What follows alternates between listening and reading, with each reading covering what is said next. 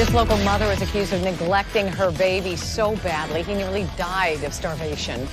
He's 8 months old but weighs the same as a 2-month-old. 21-year-old Haley Kent is in a Baker County jail now as her son recovers at Wolfson Children's Hospital. Yeah, investigators say that she told them she found it annoying to have to feed her child at times, so she just wouldn't do it.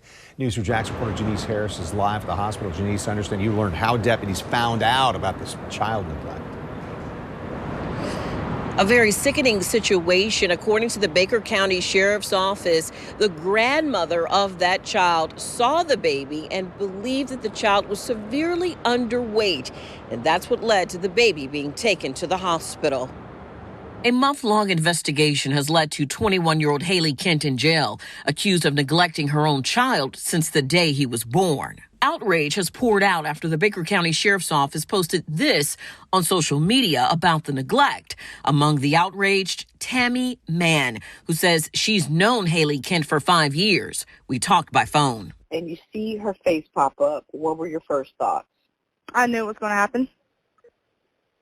Sooner or later, everybody knew that this was going to happen. Mann said Kent had been making some bad choices in life, but never thought she'd be accused of neglecting her own child. Just doing this to a baby, it's unacceptable. Not feeding him is unacceptable, even if she thinks it's annoying. According to deputies, on April 6th, Wolfson Children's Hospital reported the baby boy had life-threatening injuries. The child had been brought to the hospital by Kent's mom. Records show Haley Kent's family lives in this Jacksonville neighborhood, so I went to their home address and asked them to comment, but they declined.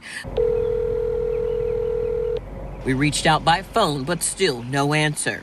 Doctors told deputies the child was 8 months old but appeared to be the size of a 2-month-old baby, and he had a skull fracture. Kent didn't visit the hospital or cooperate during the investigation. During a follow-up interview with the detectives, Kent was arrested on April 19th.